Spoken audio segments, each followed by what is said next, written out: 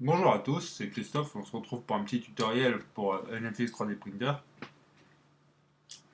Alors ce petit tuto va faire suite, va être le premier d'une petite série d'épisodes concernant certains réglages sur une imprimante 3D.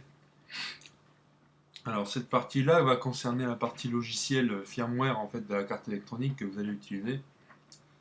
Si vous suivez ce tutoriel, vous serez capable de régler n'importe quelle carte électronique après par la suite sur une imprimante 3D. Donc déjà pour commencer, il va vous falloir un logiciel qui s'appelle Arduino, ici, que vous allez trouver sur le site arduino.cc. Vous allez dans la rubrique Download là, hein. Donc ce petit logiciel, vous allez le télécharger ici, le Arduino 1.05. Hein. Vous ne prenez pas la version bêta, enfin, si vous voulez la tester, vous la testerez, mais déjà nous pour la tuto nous allons avoir besoin de la 1.05. Vous allez prendre votre version à vous, moi je prends ma OS X. Vous allez prendre ce que vous voulez, Windows Installer, Linux et tout. Voilà. Vous allez vous retrouver avec une interface comme celle-ci qui va arriver. Voilà. Vous allez avoir ça. Mais, donc, vous allez me demander, mais qu'est-ce qu'on va faire là-dessus? Vous allez voir par la suite.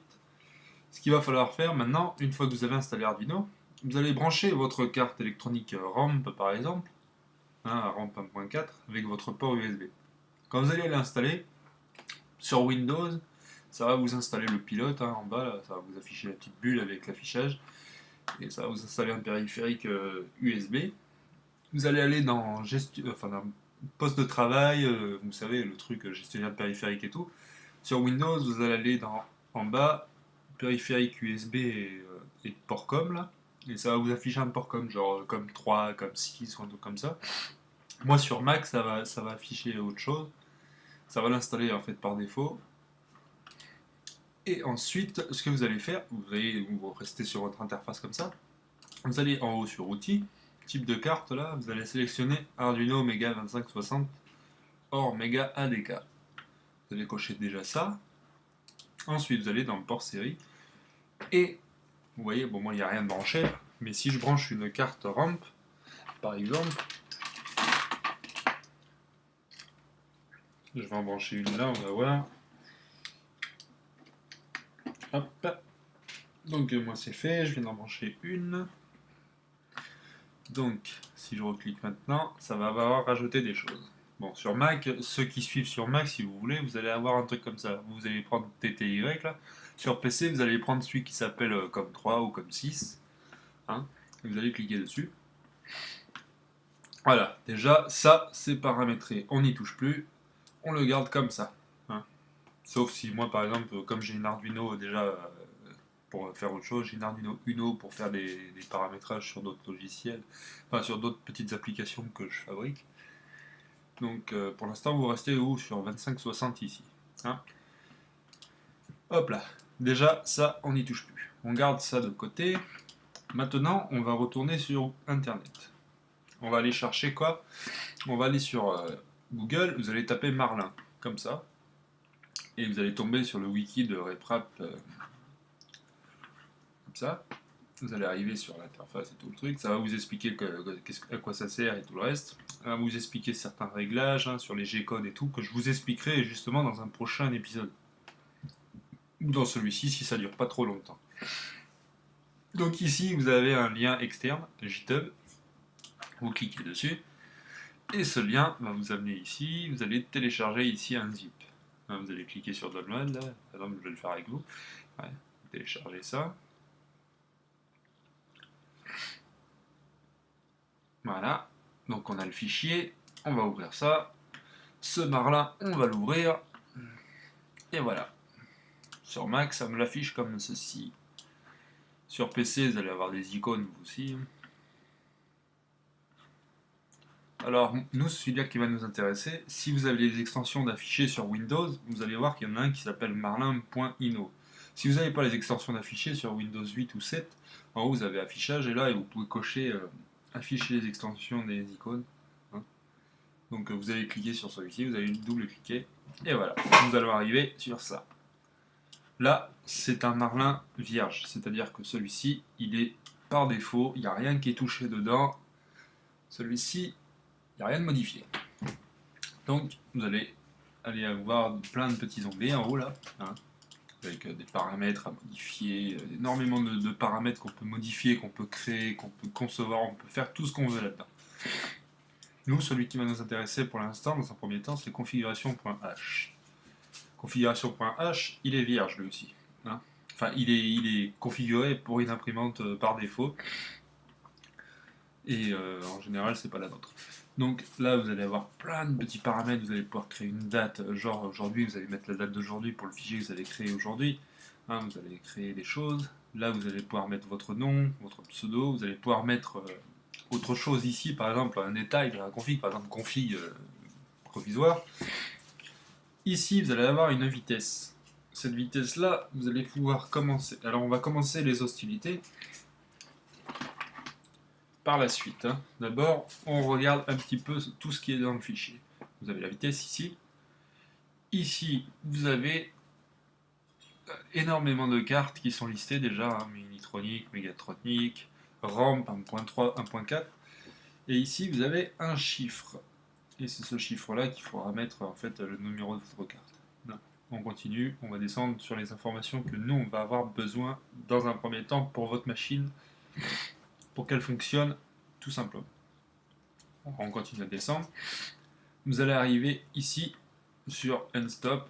Cela, pour l'instant, on n'y touche pas, on reste comme ça. Vous avez encore des paramètres sur les End Stop et autres. Et ici, vous avez les paramètres intéressants qui sont les paramètres des moteurs. Hein, vous avez pour inverser les axes moteurs, pour que le moteur aille dans l'autre sens, par exemple quand vous allez cliquer sur plus ou moins, dans le logiciel répétier par exemple. Ensuite, qu'est-ce que nous allons avoir besoin d'autre? On va descendre encore un petit peu. Ici, là les paramètres, c'est les paramètres maximum de lit, hein, de plateau chauffant. Par exemple, si vous mettez 180 ici, le X n'ira pas à plus de 180 en étape après avoir fait un retour à l'origine. En gros, il aura de l'origine jusqu'au point maximum. Si vous mettez 180, il aura 180. Là, par exemple, il a 20,5. Normalement, il arrive en bout de plateau. Voilà, voilà, voilà. Qu'est-ce que tu as besoin d'autre? Ici, les choses qui vont être super intéressantes, c'est les valeurs qu'il va falloir calculer en fonction de votre machine. Mais je vous donnerai des valeurs par défaut. Hein. Et puis, il n'y a pas que ça. En même temps, je vais vous donner un autre petit truc intéressant juste après.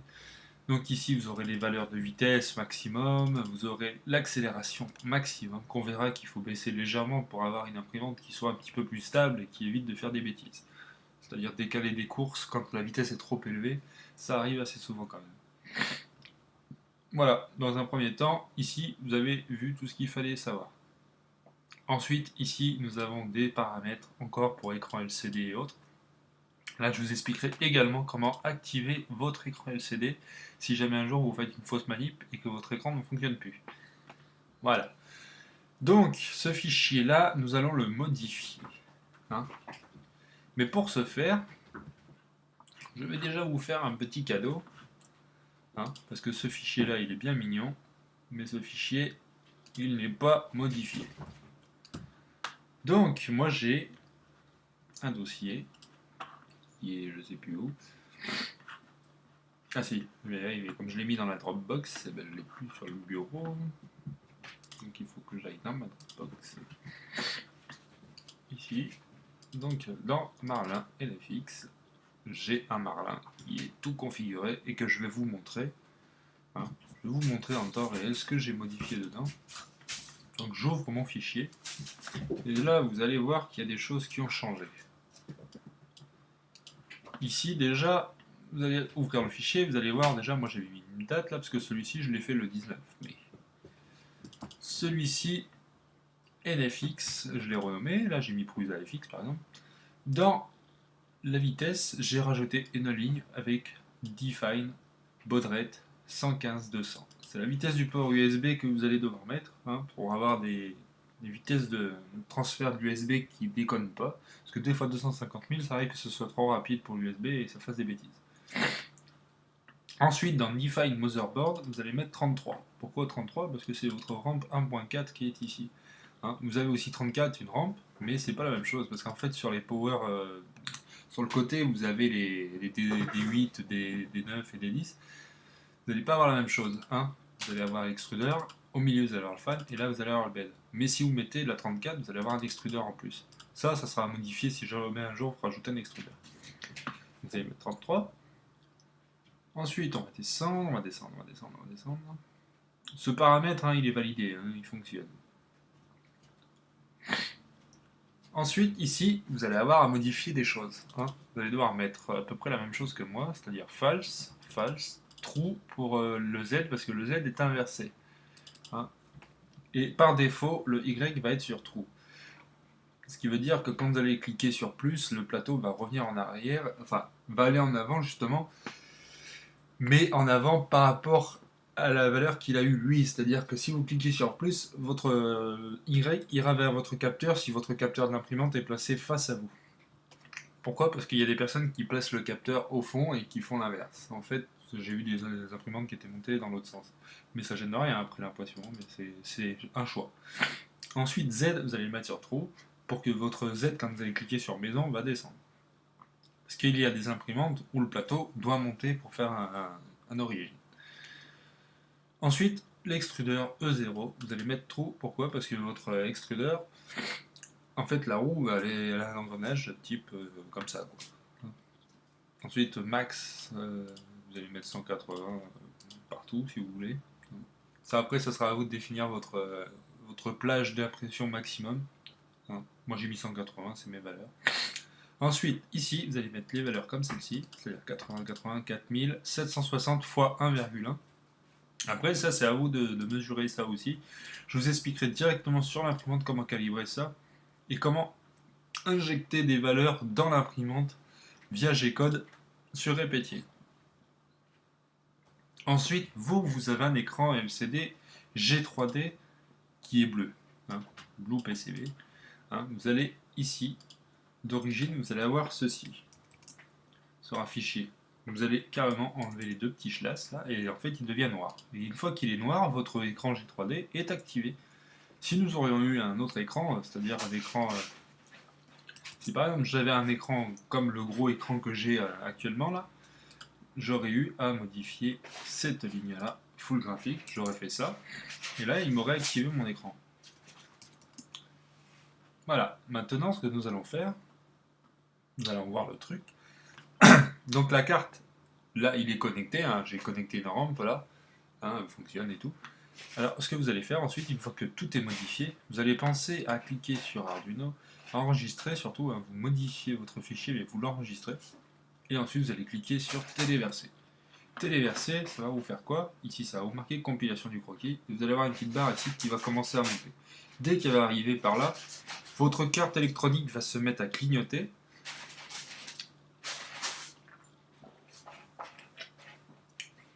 Voilà, donc moi ma carte commence à clignoter là. Et en fait, dès que ça va arriver au bout, bah, ça va marquer de téléversement terminé ici. Et ça sera fini. Hein, votre fichier sera paramétré correctement. Pour ce faire, vous allez avoir besoin du logiciel répétier host que vous allez aller télécharger sur internet. Donc vous allez sur répétier. Hop. Vous allez aller dans votre mail, vous allez prendre votre fichier. Vous allez prendre votre version que vous voulez, hein, Windows, Linux. Moi j'ai la version Mac. Logique. Vous n'aurez pas la même que moi. Donc vous ouvrez répétier. Vous fermez ça. Moi j'enregistre pas parce que je l'ai déjà modifié. Donc voilà, vous allez avoir répétier qui va s'ouvrir. Et ensuite, dans répétier, qu'est-ce qu'on va faire? On va aller dans Printer Setting. Et ici, vous allez sélectionner comme moi votre carte électronique qui sera sûrement nommée la même chose que dans Arduino, c'est-à-dire comme 3 ou comme 6. Vous allez la sélectionner. Ensuite, vous allez sélectionner ici dans la liste la vitesse que vous avez mis, c'est-à-dire 115-200. Vous allez penser à cocher cette case-là, puisqu'il faut une communication, c'est-à-dire qu'en gros, les informations vont faire des allers-retours et ça va communiquer avec la carte. Voilà. Ensuite, nous allons aller dans l'onglet suivant. Là, nous modifions pas grand chose, hein. À part des cases ici, vous les cochez si elles ne sont pas cochées. En fait, c'est pour désactiver l'extrudeur après un arrêt d'urgence ou après un travail. Ça désactive l'extrudeur et ici le plateau chauffant et les moteurs. Moi, je les coche parce que ça permet d'avoir une imprimante qui, en fin d'impression, est au repos et ça permet de désactiver des choses. Ça évite que le plateau chauffant reste chauffé pendant qu'on n'imprime plus, si on l'oublie. Ensuite, défaut d'extrudeur ici, vous allez avoir des valeurs à mettre, hein, 235, 110. Hein. Nombre d'extrudeurs, bon, vous en avez qu'un pour l'instant. Dimension. Alors vous allez paramétrer ça ici, hein, 180, 175, ça dépend. Moi j'ai mis ça parce que mon imprimante, comme il y a le câblage qui gêne un petit peu derrière, j'évite que ça aille trop loin pour éviter de bouffer mes câbles. Voilà. Ici vous allez faire pareil. Hein, la largeur d'impression, la longueur, enfin la profondeur, et la hauteur d'impression. Ensuite dans l'avancée, on n'a rien à modifier, on laisse comme ça. On applique et on est OK. Maintenant qu'on est prêt à communiquer, nous allons faire connect. Moi, sachant que je n'ai pas sûrement mis le bon port USB, puisque comme j'ai deux cartes électroniques, je vais mettre la bonne. Voilà, ça doit être celle-là. Hop, je clique sur connecter, le temps que la rampe communique. Là, normalement, moi, je devrais avoir une erreur parce que je n'ai pas de sonde de température de connecter. Voilà, vous voyez? Tout ça, pourquoi? Parce qu'il n'y a pas de sonde de température. Mais vous, si vous avez connecté vos sondes, ici, vous allez avoir extrudeur et plateau chauffant, enfin lit chauffant. Vous allez avoir des valeurs de température qui vont bouger. Normalement, ça devrait être la température ambiante de votre pièce actuellement. Hein. Si vous avez cette erreur-là, un jour, c'est-à-dire N999, soit c'est que vous avez vos sondes qui ne sont pas connectées, soit vous avez une sonde qui est abîmée ou endommagée. D'accord? Alors, on va revenir en arrière pour regarder un petit peu tout ce que ça nous a affiché là. Ça nous a affiché